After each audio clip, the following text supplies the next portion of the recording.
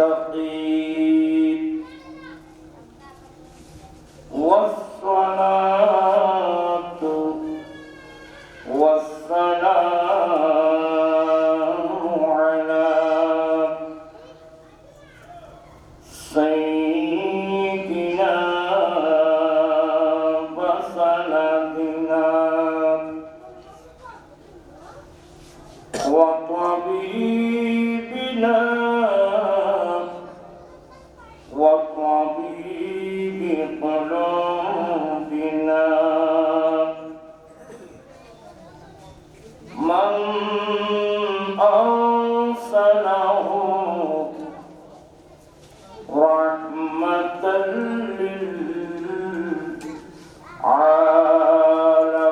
للعالمين وعلى آله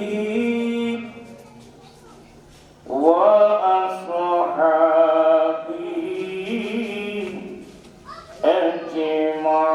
أجمعين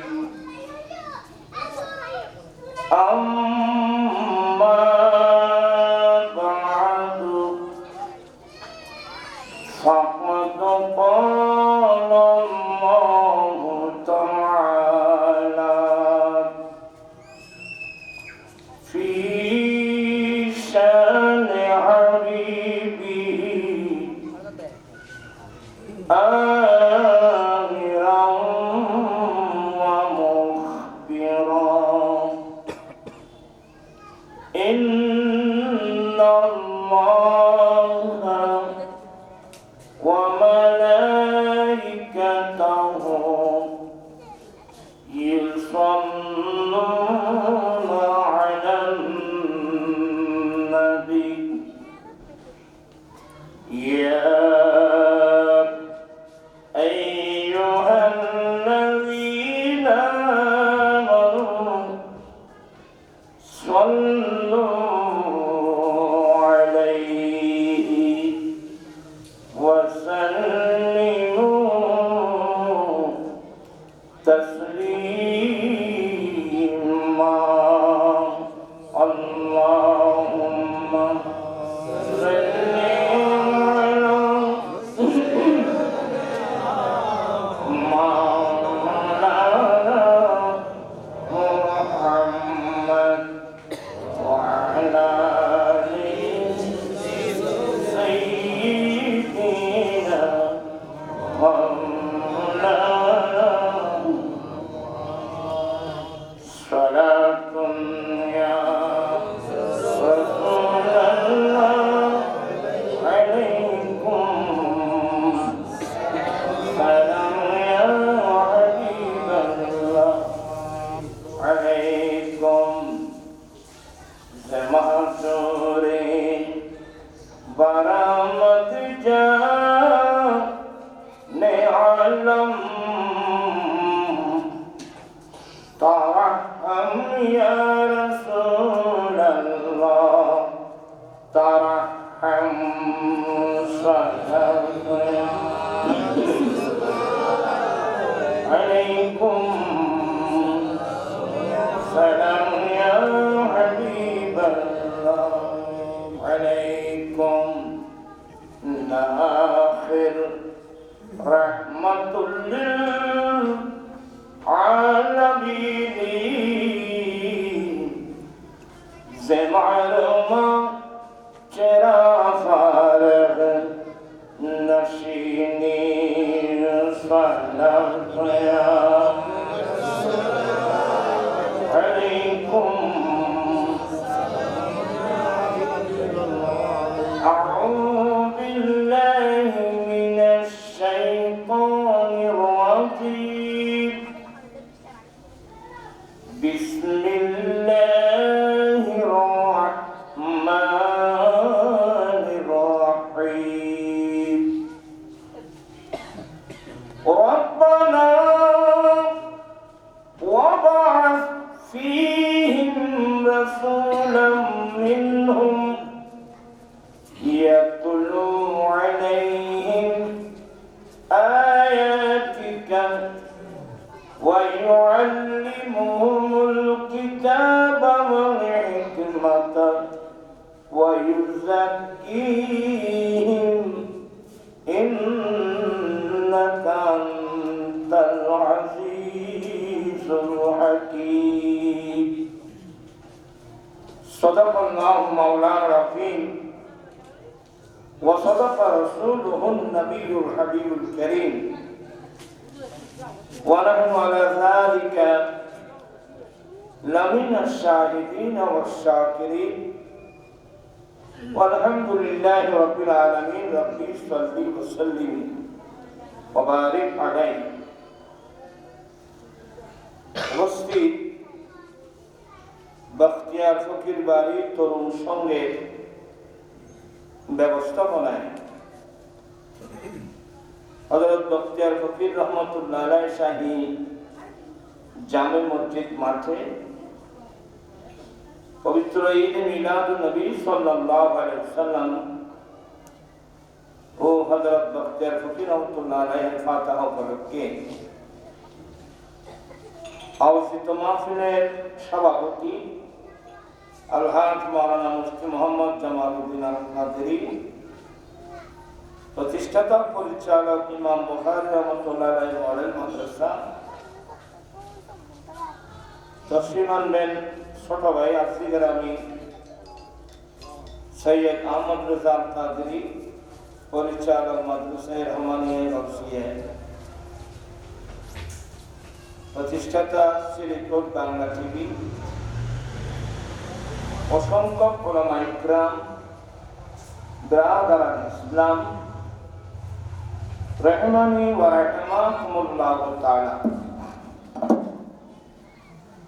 মহান রব্বুল আলামিনের দরবারে লাখ কোটি শুকরিয়া যে রব্বুল আলামিন পবিত্র চাঁদে আয়োজিত মাহফিলে কিছুক্ষণ সময় কোরআন সুন্নাহর মজলিসে বসে কোরআন সুন্নাহর আলোচনা শুনে নিজের ঈমান আকীদা মজবুত করার, আমলি জিন্দেগি দুরুস্ত করার তৌফিক দিয়েছেন, সে রব্বুল আলামিনের দরবারে লাখ কোটি শুকরিয়া আদায় করছি। সবাই উচ্চস্বর বলুন আলহামদুলিল্লাহ। আপনাদের শুকরিয়া আদায় করছি যারা মাহফিলে মোহাম্মত নিয়ে মাহফিলে বসেছেন এবং পাশাপাশি তরুণ সঙ্গে প্রত্যেক সদস্য যাদের অনেক পরিশ্রম হয়েছে এই মাহফিল আয়োজন করতে, তাদের শুকরিয়া আদায় করছি। অসংখ্য পর্দানশীল মা বোন যারা পর্দার আড়ালে বসে বসে উলামা ইকরামদের আলোচনা শুনছেন, আমি প্রত্যেকের শুকরিয়া আদায় করছি। রব্বুল আলামিন আমাদের আশা বসা সাহেবে দাওয়াতের ইন্তজামকে কবুল করুক। সবাই বলুন আমিন। আসলে আমি অসুস্থ মানুষ, শুধু ওয়াদা রক্ষা করবেন আসলাম। ইনশাআল্লাহ আমার ভাই আজকের মাহফিলের সভাপতি মুফতি মোহাম্মদ জামালউদ্দিন আল কাদেরী আসবেন, ছোট ভাই আজকের আমি সৈয়দ আহমদ রেজা আল কাদেরী, আরো অনেক উলামা ইকরাম ভাই তশরিফ এনেছেন, আরো তশরিফ আনবেন। মাহফিল মানে এক একটা ধর্মীয় প্রশিক্ষণ,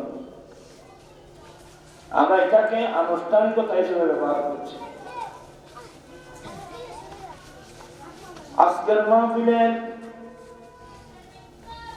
এক নম্বর বিষয়বস্তু ঈদে মিলাদুন নবী সাল্লাল্লাহু আলাইহি ওয়াসাল্লাম।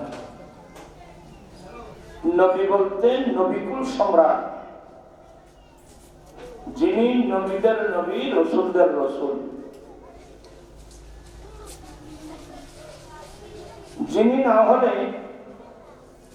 আসমান জমিন লৌহ কলম চন্দ্র সূর্য গ্রহ নক্ষত্র কিছুই হতো না। আমি বলছি রব্বুল আলামিন কুদরতের জবানে হাদিসে কুদসিতে লাউলাকা লামা খালাকতুস সামা হে রাসূল, আপনি না হলে আমি আসমান সৃষ্টি করতাম না। লাউলাকা লামা খালাকতুল জান্নাহ, আপনাকে সৃষ্টি না করলে আমি তো জান্নাতই সৃষ্টি করতাম না। এগুলো একেবারে সহিহ রিওয়ায়াত। তো সেই নবীর বিলাদত, সেই রাসূল পৃথিবীর জমিনে তশরিফ এনে গোটা মানব জাতিকে ধন্য করেছেন, গোটা বিশ্ববাসীকে ধন্য করেছেন। মানুষ তো আছে, আমার নবী দুনিয়াতে আসার আগেও মানুষ ছিল না? মানুষ তো ছিল, আছে, মানুষ তো আছে, কিন্তু মানবতা কাকে বলে? মানবতা কি এগুলো আমরা কজনে জানি? বিশ্ববাসীকে মানবতা শিক্ষা দিয়েছেন, ইনসানিয়ত শিক্ষা দিয়েছেন, ভালোবাসা, মায়া, স্নেহ, ন্যায় নীতি, আদর, ইনসাফ বিশ্ববাসীকে শিক্ষা দিয়েছেন নবী মুহাম্মদ রাসূলুল্লাহ সাল্লাল্লাহু আলাইহি ওয়াসাল্লাম। কারণ আমার নবী বলেন, আল্লাহ ডাইরেক্ট কোরআন শরীফে বলছেন, আর রহমান আল্লামাল কোরআন, রহমান কোরআন শিক্ষা দিয়েছেন।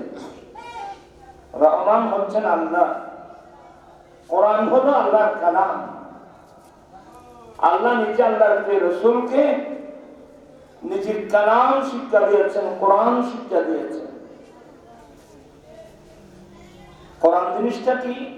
আল্লাহ আয়াতের মধ্যে বলছেন, তিবিয়ানান লিকুল্লি শাই, যে কিতাবের মধ্যে সৃষ্টির শুরু থেকে শেষ পর্যন্ত কি হয়েছে, হচ্ছে, হবে, যাবতীয় বিস্তারিত বর্ণনা এই কিতাবের মধ্যে আছে। আলহামদুলিল্লাহ, বিস্তারিত বর্ণনা। একবার হযরত সাইয়েদনা ওমর ফারুক, সবাই বলুন রাদিয়াল্লাহু তাআলা আনহু, একটা ইনজিল কিতাব পেয়েছিলেন। এটাও তো আল্লাহ কিতাব, যে কিতাবটা আল্লাহ ঈসা আলাইহিস সালামের উপর নাযিল করেছেন, এটাও আল্লাহ একটা কিতাব। ওমর ফারুক রাদিয়াল্লাহু তাআলা আনহু একটা ইনজিল কিতাব পেয়ে নবীর কাছে পারমিশন চেয়েছিলেন, নবী গো, আমি একটা ইনজিল কিতাব পেয়েছি, এটাও তো আল্লাহর একটা কিতাব, এটার উপর তো আমাদের ঈমান আছে, আমি কি একটু পড়ে দেখতে পারবো?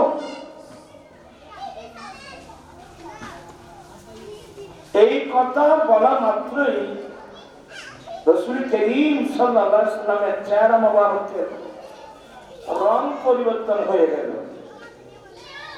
আমার নবী একটু রাগান্বিত অবস্থায় বলছেন, ওমর, তোমার জন্য আল্লাহর কোরআন যথেষ্ট নয় কি? তোমার জন্য আল্লাহর কোরআন যথেষ্ট নয় কি? কি মানে কোরআন শরীফের কিসের অভাব? কোরআন শরীফ থাকতে তোমাকে ইনজিল কিতাব পড়ার দরকারটা কি? কোরআন যখন এসে গেছে, আসমানি জগতের যত কিতাব, সমস্ত কিতাবগুলো রহিত হয়ে গেছে।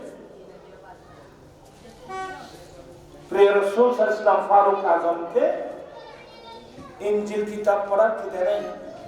পারমিশন দেন। এখন দেখা যায় ইসলামী আলোচনা একটু বেশি হচ্ছে বর্তমানে। এখন দেখা যায় ইসলামী দলের নাম দিয়ে কিছু মানুষকে দেখা যায় পূজা মণ্ডপে নিয়ে গীতা পাঠ করতেছে।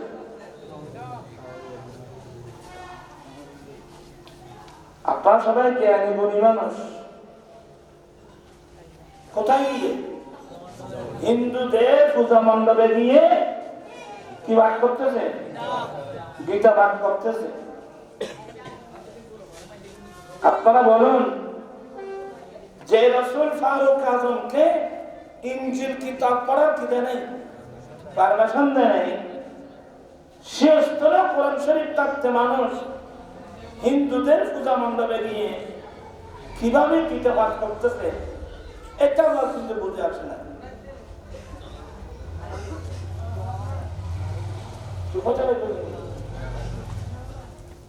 কথা বলতে কি কষ্ট করে আমি অসুস্থ মাঝে আমি বেশি কথা দিতাম না।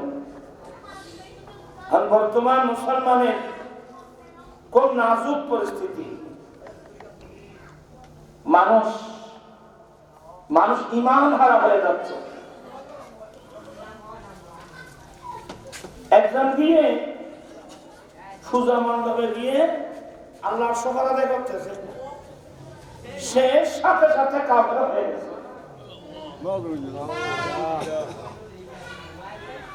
যেই লোকটা পূজা মণ্ডপে গিয়ে আলহামদুলিল্লাহ শুকর আদায় করতেছে, বহুদিন পরে হলেও তাকে পূজা মণ্ডপে যাওয়ার আস্তাগফিরুল্লাহ, সাথে সাথে সে কাফের হয়ে গেছে, বেঈমান মুরতাদ হয়ে গেছে। এটাকে যারা সমর্থন করবে এরাও বেঈমান মুরতাদ হয়ে যাবে। কারণ আমাদের ইসলাম ধর্ম মোতাবেক মূর্তি পূজা এটা কি? শিরিক। শিরিক গুনাহ এত বড় যে মারাত্মক। আল্লাহ বলেন, ইন্নাশ শিরকা লাযুলমুন আযীম। শিরিক গুনাহ বড় জুলুম, মানে শিরিক গুনাহ আল্লাহ মাফ করবে না। শিরিক গুনাহ আল্লাহ কোনোদিন মাফ করবে না। আমরা বড় বড় গুনাহ করছি, আর সমান আল্লাহর কাছে তওবা করলে আল্লাহ কি করে দিবে? মাফ করে দিবে। কিন্তু শিরিক গুনাহ কিন্তু আল্লাহ মাফ করবে না। আর সে কিভাবে আলহামদুলিল্লাহ বলতে পারলো? মানুষ ভোটের জন্য, ক্ষমতার জন্য এভাবে মানুষ বেঈমান হয়ে যেতে পারে? ইসলাম স্পষ্ট ধর্ম। হ্যালো, আবার তুই কি মোবাইলে লিখে লাগছে ভাই? কে লাগছে? হিন্দি দেখে কথা বল। বলতে চাচ্ছিলাম, আমাদের দেশে হিন্দু ভাড়া আছে, বৌদ্ধ ভাড়া আছে, নাই জুম্মা ভাড়া আছে, আধারও অন্যান্য ধর্ম ভাড়া আমাদের দেশে আছে, থাকবে। আপত্তি করার কোনো কি নেই, কিছু নেই। আমি আমাদের বাড়ির পাশে পশ্চিম মাসে হিন্দু ভাড়া, অন্য ধর্মের মানুষের সাথে আমরা কি আচরণ করব জানি আল্লাহ কোরআন শরীফে স্পষ্ট বলে দিয়েছে। আল্লাহ বলেন, লা ইয়ানহাকুমুল্লাহু আনিল্লাযীনা লাম ইউকাতিলুকুম ফী দীনিকুম। অন্য ধর্মের মানুষ যতক্ষণ পর্যন্ত তোমাদের সাথে তোমাদের ধর্ম নিয়ে যুদ্ধ করবে না, তোমাদেরকে তোমাদের দেশ থেকে তাড়িয়ে দেবে না, ততক্ষণ পর্যন্ত তাদের সাথে সৎ ব্যবহার করা আল্লাহ নিষেধ করেন না। অন্য ধর্মের মানুষ যতক্ষণ পর্যন্ত আমাদেরকে আমাদের ধর্ম নিয়ে যুদ্ধ করবে না, আমি আমাদেরকে আমাদের সাথে আমাদের ধর্ম নিয়ে যুদ্ধ করবে না, আমাদেরকে আমাদের দেশ থেকে তাড়িয়ে দেওয়া। যেন জানেন নেতানিয়াহু মুসলমানদেরকে দেশ ত্যাগে কি করতেছে? বাধ্য করতেছে। এই ধরনের যদি হয় তাদের সাথে আমরা যুদ্ধ করতে হবে। অন্য ধর্মের মানুষ যতক্ষণ পর্যন্ত আমাদের সাথে আমাদের ধর্ম নিয়ে যুদ্ধ করবে না, আমাদেরকে আমাদের দেশ থেকে বের করে দেওয়ার অপচেষ্টা চালাবে না, ততক্ষণ পর্যন্ত তাদের সাথে সদ্ব্যবহার করা আল্লাহ নিষেধ করেন। কিভাবে ওরাও আমাদের সাথে সদ্ব্যবহার করবে, আমরাও তাদের সাথে কি করবো? সদ্ব্যবহার করবো। এটার সাথে আমাদের কোনো মাইগ্রেট আছে? অনেক হিন্দুর দোকানে মুসলিম কর্মচারী নেই, অনেক মুসলমানের দোকানে হিন্দু কর্মচারী নেই আছে। অনেক সময় হিন্দু বৌদ্ধ খ্রিস্টান নেই একসাথে ব্যবসা করতেছে। ইসলাম তো এগুলো নিষেধ করে নাই, ইসলাম এগুলো নিষেধ করে নাই। তবে খাওয়ার ক্ষেত্রে মশলা মশাইল আছে, এগুলো আপনাকে জানতে হবে। অন্য ধর্মের মানুষ যে বর্তের মধ্যে খানা খেয়েছে, এটাকে আমাকে ভালো করে 3 বার 5 বার 6 বার 7 বার ভালো করে কি করতে হবে? ধুয়ে ফেলতে হবে। এই ধরনের কিছু বিধিবিধান আছে। বিধর্মীরা যে জিনিসগুলো বানায়, যেমন আমাদের দেশে মিষ্টি বানায়, এখন তো মুসলমানরা বানাচ্ছে। অনেক সময় হিন্দুরা মিষ্টি বানাতো, সেরা বানাতো, মোলা বানাতো, ওরা বানাতো, বিভিন্ন জিনিস বিধর্মীরা বানায়। তা আমরা এগুলো খাচ্ছি না, কোনো সমস্যা নেই। হ্যাঁ, এদের জবাইকৃত জন্তু আমরা খেতে পারবো না। এরা যদি কোনো ছাগল জবাই করে, এরা তো গরু জবাই করবে না। এরা যদি ছাগল জবাই করে, এদের জবাইকৃত জন্তু আমরা কিন্তু খেতে পারবো না, কারণ এরা মূর্তির নামে জবাই করে। কথা বলছে না কেন? এরা মূর্তির নামে জবাই করে, একটির নাম, এটা আমরা খেতে পারবো না। কিন্তু অনেক হিন্দু আছে যে পার্শ্ববর্তী এলাকা, যে আমার এলাকার মুসলমান ভাইদেরকে আমি খানা খাওয়াবো, কোনো সমস্যা নেই। তবে এরা কি করে? বলে এরা তো আমাদের ধর্মের সাথে কি আছে, ওরা কি করে গরু ছাগল বা ছাগল টাগল এনে মুসলমান দিয়ে কি করা, জবাই করা, মুসলমান দিয়ে জবাই করা হয়। এগুলো মুসলমানরা রান্না বান্না করে, এগুলো এখানেও কোনো আর কোনো কে নেই, সমস্যা নেই। আসলে এগুলো বিস্তারিত বর্ণনা আছে, দেখা কত তাহলে কি বুঝতে পারলাম? অন্য ধর্মের মানুষ আছে, তাতে আপত্তি করার কোনো কিছু, তারা তাদের ধর্ম পালন করবে, আমরা আমাদের দিন হিসেবে আমরা থাকবো, ঠিক আছে। তোমরা তো ওখানে তাদের পূজা মণ্ডপে গিয়েছো, এদের এটা তো এটা তাদের একটা অনুষ্ঠান, তুমি ওইখানে কেন গিয়েছো? আচ্ছা বলেন, আমি একটু উদাহরণ দিয়ে না বুঝলে আপনি বুঝবেন না। ধরে নেন, এখন আমাদের এখন ধর্ম উপদেষ্টা হয়েছে একজন আলেম, আমরা মনে করতাম উনি একজন বড় আলেম, কিন্তু ধর্ম উপদেষ্টা হয়ে সে হিন্দুদের পূজা মণ্ডপে গেল। ওখানে গিয়ে রাগান্বিত করে বলতেছে যে আমি তো শুধু মুসলমানের উপদেষ্টা না, আমি হিন্দু বৌদ্ধ খ্রিস্টান সমাজের উপদেষ্টা। নাউজুবিল্লাহ বলছেন। তাহলে আমার ওনার কাছে প্রশ্ন, আপনি মুসলমান না প্রত্যেকের উপদেষ্টা, তা আপনি হিন্দু ভাইয়ের পূজা মণ্ডপে দিয়ে ওদেরকে কি উপদেশ দিয়ে আসলেন, একটু কি বলবেন? মানে তোমরা ভালো করে পূজা টুজা করে,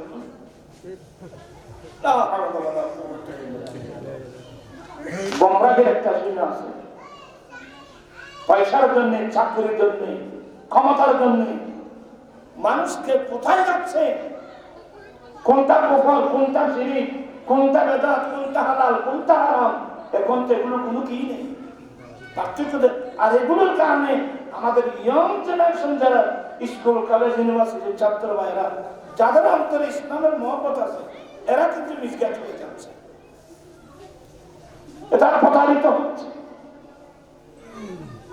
একজন অভিজ্ঞ আলেম কথা বলে, আচ্ছা বলেন তো দেখি, একজন হিন্দু প্রধানমন্ত্রী হলো, ধরে নিলাম একজন হিন্দু কি হলো, প্রধানমন্ত্রী হলো বা আদার অন্য কোনো মন্ত্রী হলো। তো বাংলাদেশের মন্ত্রী হিসেবে উনি হিন্দুদের পাশাপাশি মুসলিম ভাড়াতেও আসবে, বৌদ্ধ ভাড়াতে, প্রত্যেক ভাড়ায় যাবে, আমাদের এখানেও আসবে। কিন্তু কখন আসবে জানেন? ওরা আসবে ছেলের খতনা হচ্ছে, মেয়েদের খানসাদানি হচ্ছে, বিবাহ অনুষ্ঠান হচ্ছে, আদার যে কোনো অনুষ্ঠানে সে আসবে।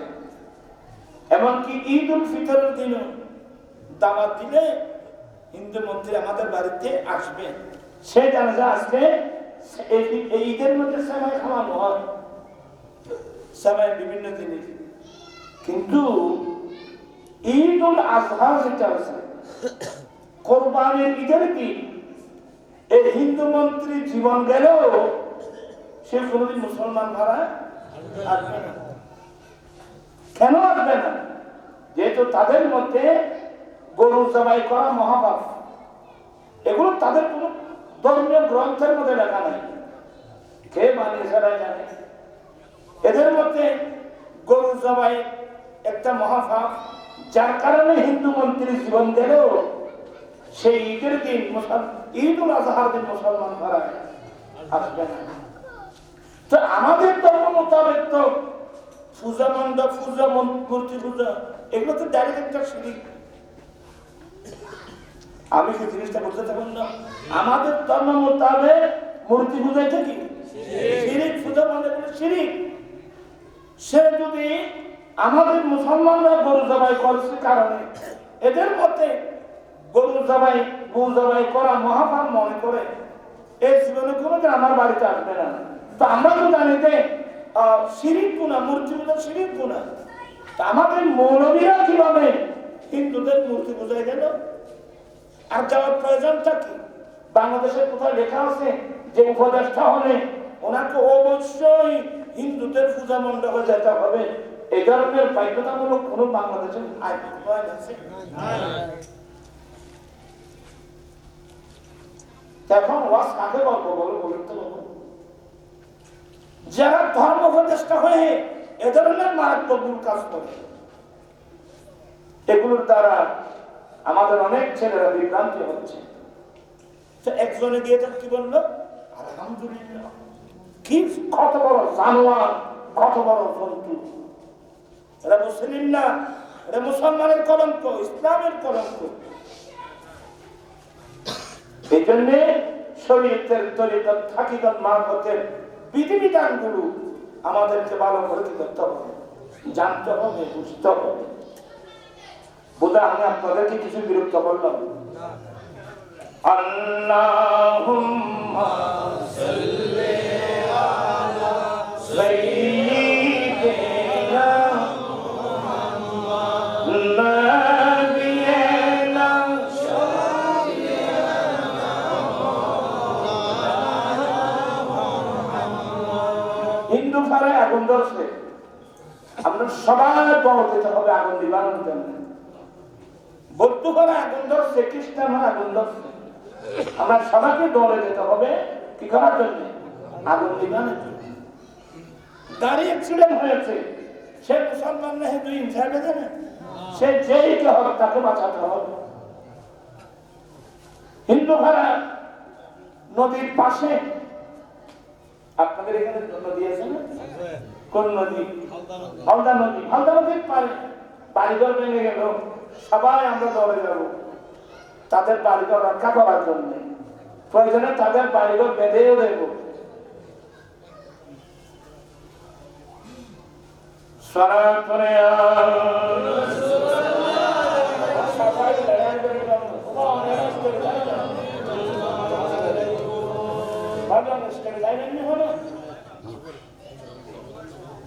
কথা না বুঝে বললাম, তুই বুঝে হওয়া নাই। আল্লাহুম্মা সাল্লি আলা সাইয়্যিদিনা মুহাম্মাদ নাবিয়িনা শাফিঈনা মুহাম্মাদ। এই যে কিছুদিন আগে ইন্ডিয়ার মুখ্যমন্ত্রী নুপুর শর্মা, অনেক দুষ্টু মেয়ে, সে আমার নবীর বিবাহ সাথে নিয়ে খারাপ মন্তব্য করলো।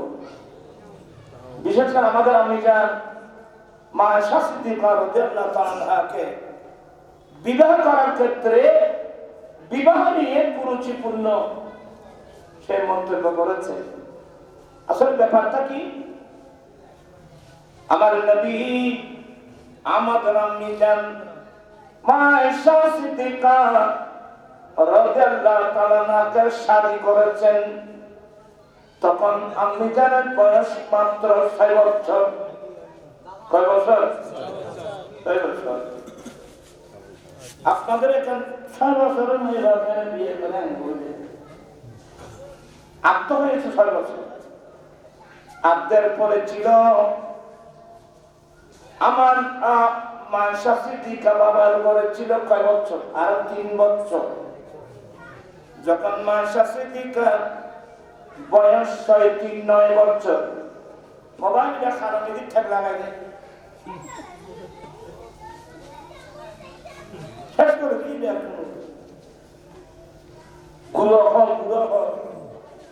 ঘুমোতে থাকতে গেলে তো খারাপ দিতে যাই হোক। এই মোবাইলটা ওয়াল ঘুরি থাকছে, তোরা নসিব খারাপ। বলতে চাচ্ছিলাম এই দুষ্টু মা আয়েশা সিদ্দিকা 6 বছর বয়সে কেবল আসতেন, কিন্তু আসতের পরে আরো 3 বছর বাবার ঘরে ছিল। 9 বছর যখন হলে আমার নবীর নির্দেশে মক্কায় মুআজ্জামা থেকে হিজরত করে মদিনায় পাকে গেলেন।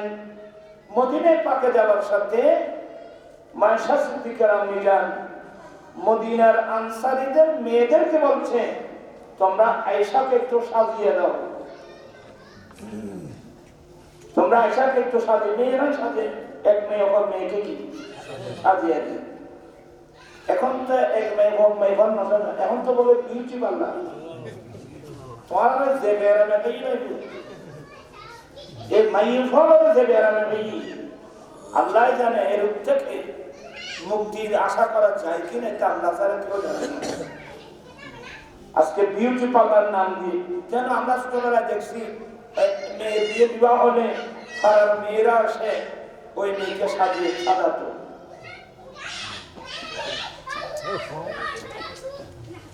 গুরু গুরু কত এর গুরু হয়তো প্রশ্ন তো এই যারা বুঝছেন একটু আর কি দেখতেন আসলে ঘরে কারণ আছে গুরু আরো আছে এখান বুঝে যাবে বুঝতে পারবে যাবো। আচ্ছা যাই হোক, বর্তমান বাংলাদেশ সরকার আইন করছে, দেখেন আমরা কত বিপদে আছি। মেয়ের বয়স যদি 18 বছর না হয় সে মেয়েকে কি দিতে পারবে না, এটা বাংলাদেশ সরকার নাই। আর এগুলো কিছু মন করা আইন।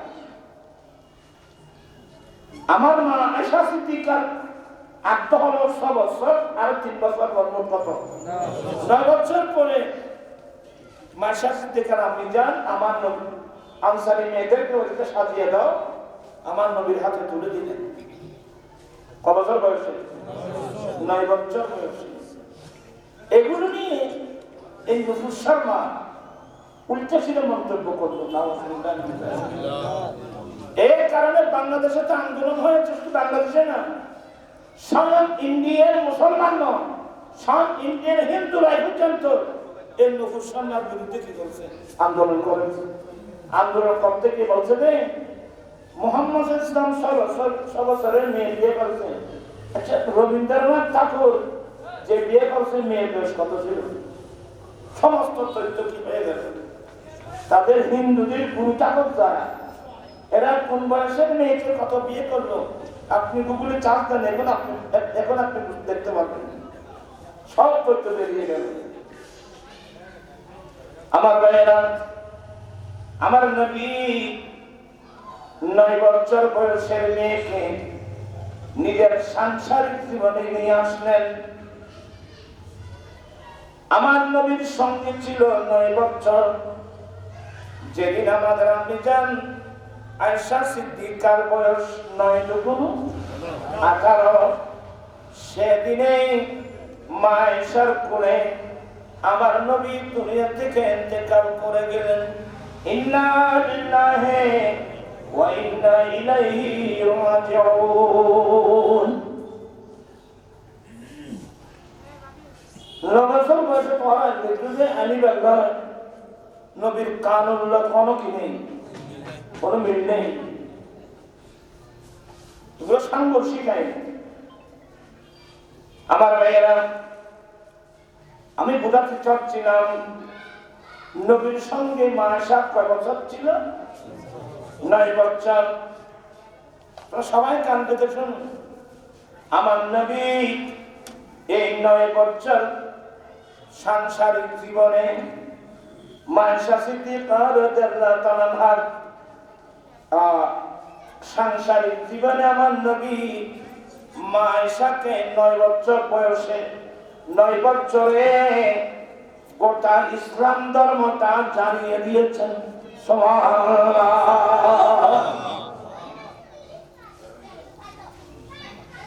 আর ওয়াইফের খবর মাসালা শিখে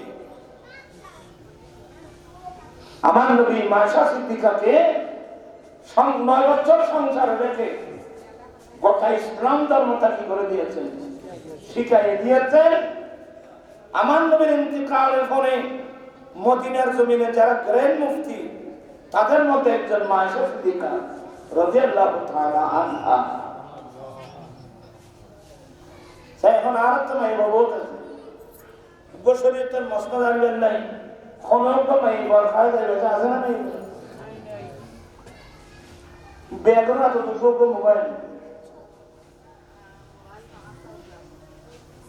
হ্যাঁ বোঝেন যদি বাদি বোধ কারণ আয়ানের কারণ জীবিত মানুষ। আরে মুসলমান একজন, মনে করেন আপনার মা মারা গেল, আপনার মা মারা যাওয়ার পরে ছেলে সন্তান তো অনেক আছে, মেয়ে করে মাস্টার্স পাস, ওকে এলএলবি,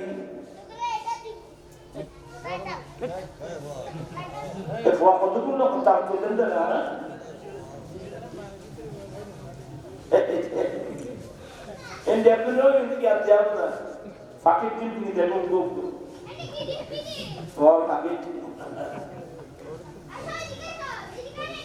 আপনার মানে কষ্ট নিচ্ছেন। আপনার মাকে কেউ এলএলবি, কেউ ডাক্তার, কেউ প্রফেসর, অনেক বড় বড় মেয়েকে শিক্ষিত করেছেন, কিন্তু এরা নিজের মাকে, নিজের মা মারা গেলে আমার নবীর শরীয়ত মোতাবেক নিজের মাকে গোসল এবং উযু এবং গোসল দিয়ে কাফন পরানোর মতো মেয়ে কজন পাবেন গোটা সমাজের মধ্যে বলতে পারবেন? যেগুলো আমার জন্য বেশি খরচ ছিল দরকার ছিল, এই আমার মেমোরিতে কথাগুলো ঢুকাবেন। আমি তো পুরুষ ছেলে, আমি তো আমার মাকে গোসল দিতে পারবো না, কিন্তু মেয়েরা গোসল দিতে পারবে। আপনি আপনার মেয়েদেরকে বলা উচিত ছিল, মা তুমি আর যত এলএলবি মাস্টার যত পাস করার আগে মশলাগুলো শিখে নাও। আমার আম্মা মারা গেলে তোমরা নিসাকে নবীর শরীয়ত মোতাবেক উযু গোসল বানিয়ে কখন পড়াতে পারবে, তোমরা এই মশলাগুলো আগে ভাগে এগুলো শিখে নাও। এগুলো তার কাছে মানুষ নেই।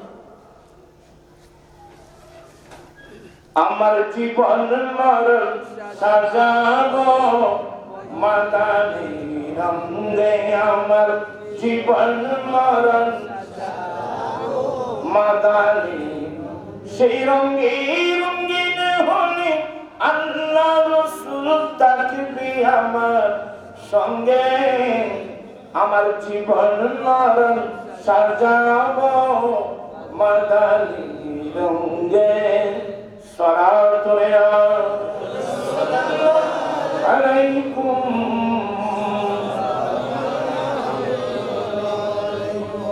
মাশা সিদ্দিকা রাদিয়াল্লাহু তাআলা আনহাকে আমার নবী সফরে আদরে, এখানে আরো অনেক কথাবার্তা আছে, এগুলো বলতেছি না। অনেক কিছু লজ্জাকর বিষয় আছে যেগুলো মাঠে বলা যায় না, এগুলো নিজে নিজে গড়ের মধ্যে করতে হবে। অনেক কিছু সবগুলো আর মাঠে বলা যায় না। অনেক কিছু তালিমের জন্য বলতে হয়। বুখারী শরীফের রিওয়ায়াত দেখলাম, একজন মহিলা মাইমুনা